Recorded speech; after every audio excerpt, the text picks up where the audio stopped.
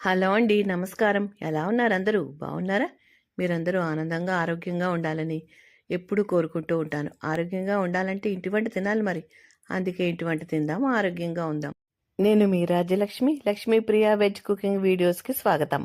ఈరోజు ఈ వీడియోలో గోంగూర, పుదీనా ఈ రెండు కలిపి నిలవ పచ్చడి చేసి చూపిస్తానండి. ఇది ఒక నెల రోజుల వరకు నిలవ ఉంటుంది. ఉల్లిపాయలు వేస్తాం కాబట్టి నెల రోజులు నిలవ ఉంటుంది. అదే ఉల్లిపాయలు వేయకపోతే కనుక 2-3 నెలల పాటు నిలవ ఉంటుందండి. చాలా టేస్టీగా ఉంటుంది. ఎప్పుడు గోంగూరైనా ఇలా అప్పుడప్పుడు ఈ విధంగా ట్రై చేస్తూ ఉండాలి. పుదీనా గోంగూర పచ్చడి చాలా బాగుంటుంది, అద్భుతంగా ఉంటుందండి. నన్ను నమ్మి ఈ పచ్చడి చేసుకుని చూడండి, మీకే నచ్చుతుంది. మీరు చేసుకుని ఎలా కుదిరిందో నాకు కామెంట్స్లో చెప్పండి, మీకు తప్పకుండా నచ్చుతుంది. అన్నంలోకి, టిఫిన్స్లోకి అన్నిట్లోకి బాగుంటుందండి ఈ గోంగూర పుదీనా పచ్చడి. ఈ పచ్చడి చేయటానికి పుదీనా తీసుకోవాలండి.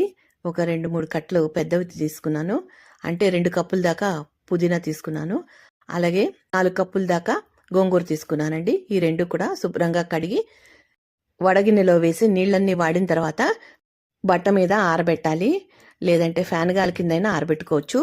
తర్వాత కాస్త ఎండ ఉంటే బాల్కనీలోను కూడా ఆరబెట్టుకోవచ్చండి.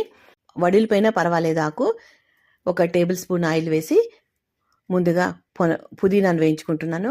ఇది వేయించేసి ఒక పళ్ళల్లోకి తీసేసుకోవాలండి.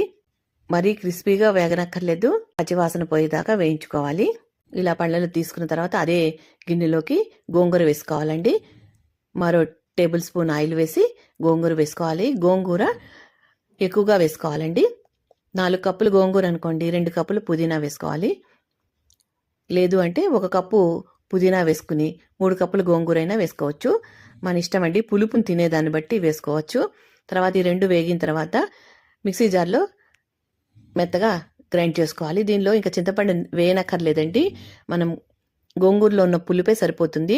ఎర్ర గోంగూర అయితే బాగా పులుపు ఉంటుంది కదండి, అదే తెల్ల గోంగూర అయితే కొద్దిగా నిమ్మకాయ సైజ్ అంతా చింతపండు వేసుకోండి. గోంగూర వేయించుకునేటప్పుడు అందులో వేసుకోండి. ఈ రెండు కూడా మిక్సీ చేసేటప్పుడు ఒక గుప్పెడు వెల్లుల్లి రెబ్బలు వేసుకుని పొట్టు తీసినవి, కాస్త పసుపు వేసి రుచికి సరిపడా ఉప్పు, 1 టీ స్పూన్ ఉప్పు అయితే వేసుకుంటున్నానండి.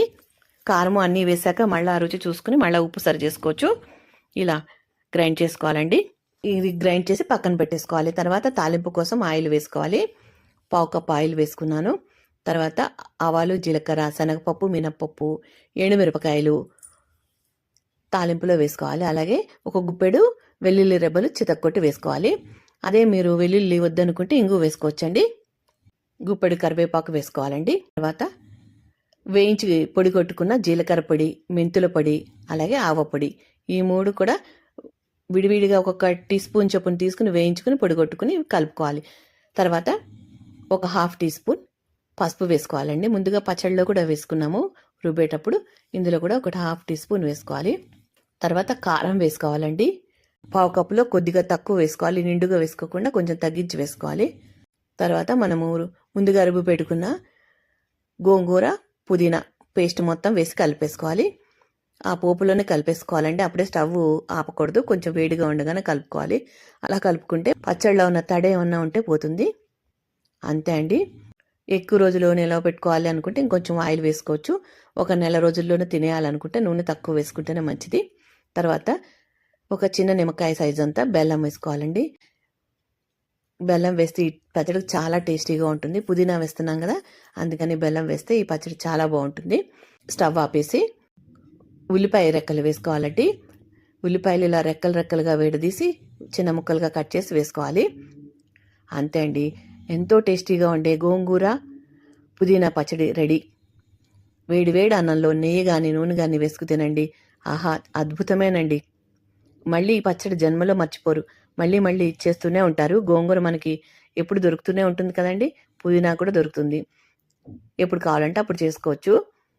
రోటి పచ్చడిలా చేసుకోవచ్చు, లేదు అంటే ఇలా నిలవగా కూడా చేసుకోవచ్చు. 2-3 నెలలు అయితే నిలవ ఉంటుందండి. శీతాకాలం అయితే బయట పెట్టేసిన నెల రోజుల పాటు ఏమీ కాదు. ఇలా ఉల్లిపాయలు వేసిన, ఉల్లిపాయలు వేయకుండా చేసుకున్నారనుకోండి, మీరు 2-3 నెలలు బయట ఉంచినా ఈ పచ్చడి పాడవదు.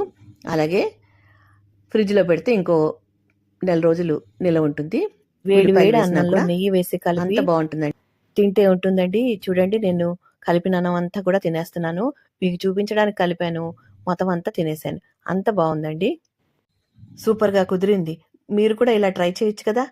ఏవండీ ఈ పచ్చడి గనక నచ్చితే తప్పకుండా లైక్ చేయండి. మీరు లైక్ చేయడం వల్ల మా వీడియోలు మరికొద్ది మందికి రీచ్ అవుతాయి. మా వీడియోని మొదటిసారి చూస్తున్నట్లయితే తప్పకుండా సబ్స్క్రైబ్ చేసుకోండి. అప్పుడే మేము చేసే వీడియోలు మీకు నోటిఫికేషన్ రూపంలో వస్తాయి. మా వీడియోల్ని మీరు మిస్ కాకుండా చూడగలుగుతారు.